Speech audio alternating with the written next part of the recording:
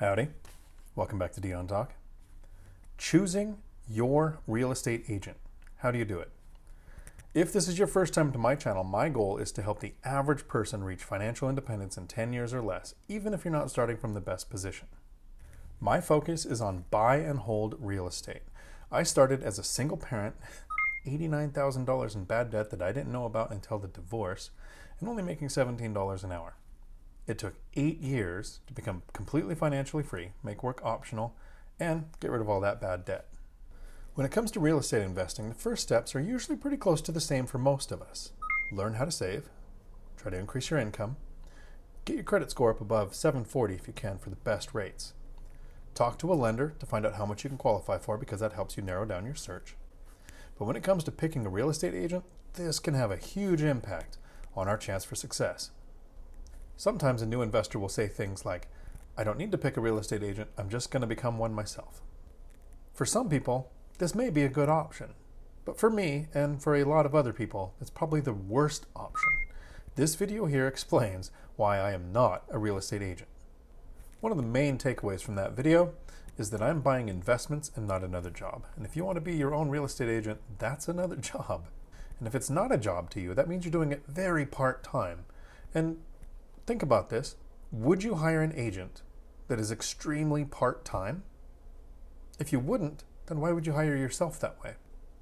And at the end of this video, I'm going to share some things I don't tell my agents. So if my agents are watching, I'll tell you when to stop. As an investor, one of the first things we need to figure out is that the way a home buyer works with a real estate agent and the way an investor does is very different. Someone buying a home is going to use up a lot of the agent's time. They're going to look at a lot of different properties, and a lot of times math has nothing to do with their criteria. So, in the agent's best interest, they should sign an exclusivity clause where that home buyer is going to work with that agent because they're going to take up so much of their time that that agent should get the commission. As an investor, I never sign an exclusivity clause. I work with at least 3 agents. They all know they're not the only one. But the difference between me and a home buyer is I don't take up a lot of that agent's time until it's time to make an offer. What I do is I have each agent set up an auto search so that I get emails every day with properties that I take a look at. And that agent usually doesn't hear from me until I say, you sent me this property and I'd like to make this offer. This works for the agents that I know because I'm not taking up a lot of their time. And it works for me because I know the area average rents, I know the neighborhoods that are good and bad. So with the auto search, it only takes me a few minutes to decide if I want to make an offer on a property or not. One of the main reasons that I work with at least 3 agents is somehow I think people search on the MLS completely differently. All of my deals are right off the MLS, but I copy and paste the exact same criteria to my agents, and in 10 years, only one time have they ever sent me the same deal. So even if I was a real estate agent myself, I would still have at least 3 other agents with auto searches set up. Sometimes we end up with a real estate agent because we know one. Family member, friend, somebody that we know is an agent, so we want to work with them because we want to support our friend. But here's a litmus test that I do.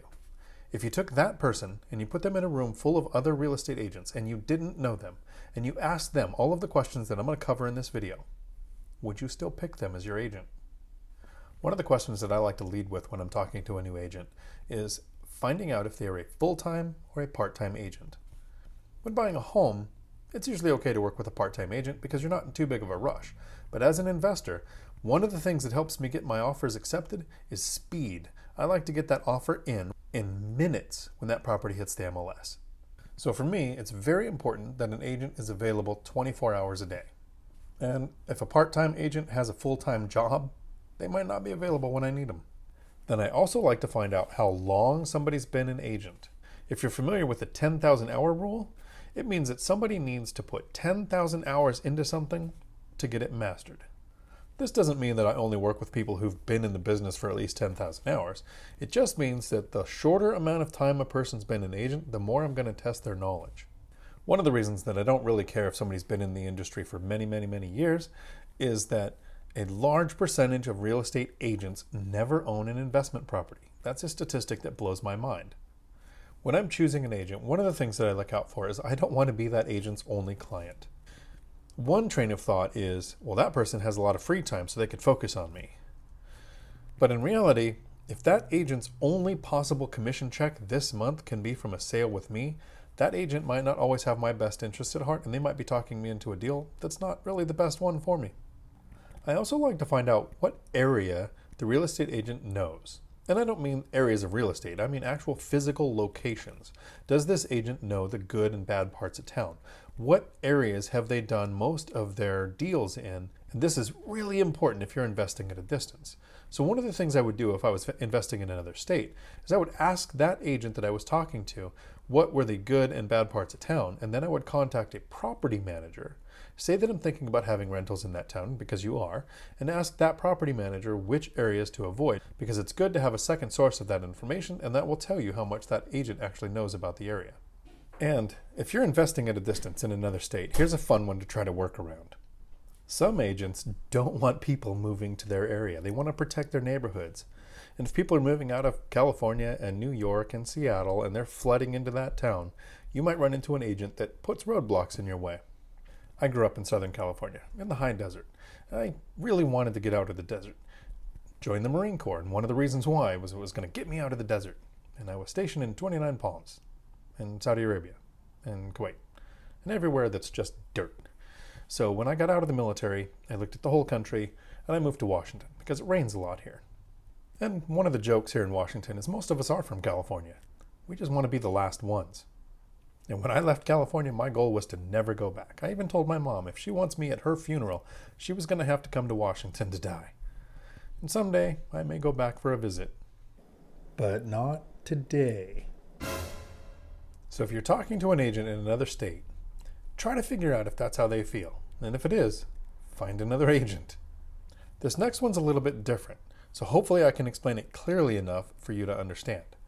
I run a truck driving school that does job placement assistance after somebody graduates, and I founded a nonprofit, TPS, Transportation Placement Services, that does job placement assistance in trucking. So all of the non-driving jobs, HR, IT, operations, forklift, all of those jobs that nobody's applying for, because when we think of trucking companies, we all picture the driver. So one of the big aspects of my job is job interviews, teaching people how to do an interview to get a job. And the most important question is when the interviewer asks the person trying to get a job, do you have any questions for us? It's the same in real estate.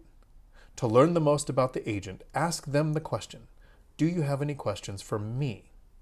It's pretty easy for an agent to go on YouTube and look for videos on how to screen a real estate agent or how to choose a real estate agent, and then look at the most commonly asked questions and prepare an answer for them. Just like when somebody goes in for a job interview, they should have gone online and looked up most commonly asked job interview questions so they can have an answer ready. So if you ask your agent if they have any questions for you, and their main focus is on how much do you qualify for, that means their goal is to find the most expensive place for you to buy, because their commission check is going to be the largest it can be if they find it. And that may work for a home buyer, but as an investor, sometimes the most expensive place isn't the best, because we don't buy based on price. Investors buy based on return. Some of the questions that I'd like to get from an agent, because it tells me they understand the industry and that I'm an investor, is when they ask me what my goals are. If the agent tries to narrow down what I'm looking for, to figure out if I'm looking for a house, a rental, something local, something at a distance, short-term rentals, long-term rentals, am I going to self-manage? Am I going to use a property manager? Those are the questions that tell me this agent knows what I'm doing. And more important, this agent knows what they're doing. The question I like to wrap up a conversation with an agent, whether it's when I first meet them or even if I've done several deals with them, I like to ask this question again. But how can I be the person you bring your best deals to? It seems like the easy answer is make sure that agent makes money and they'll bring you the best deals. But ask your agent this question. Maybe there's something different that matters to them. If you decide to work with an agent, or if you decide not to work with an agent, I recommend giving honest feedback. This is an industry where people have long memories. And if you just ghost somebody, it's possible that their name will pop up in some transaction you're trying to do in the future. An example of this is somebody brought to me an investment opportunity, and I said no. And then I gave them feedback. Flash forward a few years, I've now done 4 deals with that person. And at the beginning of this video, I said I was going to talk about things I don't say to my agents. First, an agent only needs to know that you're pre-qualified to purchase up to an amount. They do not need to know your maximum amount that you can spend, or they'll magically find deals right at your threshold because the more you spend, the bigger the commission check. Instead of telling the maximum amount that you're willing to spend, I just give a range that I want to invest in and make sure the agent understands that I'm focused on my return, because sometimes the most expensive property doesn't have the best return. I don't like to share with an agent what my plans are for a property.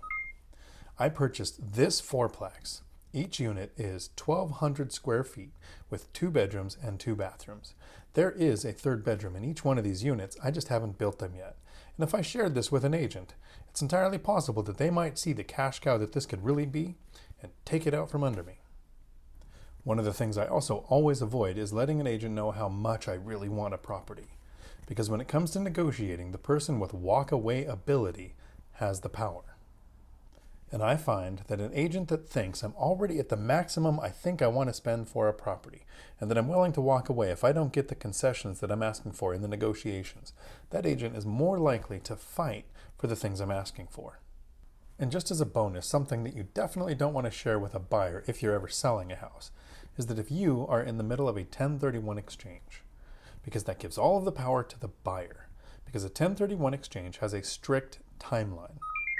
I purchased this duplex, and during the transaction, the owner shared with me that it was a 1031, which told me that I had all the power. And the deal had already fallen through once, so I knew that he would be coming up to close to the end of his timeline. I was able to take another $10,000 off the price because I said I could walk away if I didn't get it, which the person with the walk away power has the power. Do me a favor. In the comments below, let me know something a real estate agent said to you that made you decide not to work with them.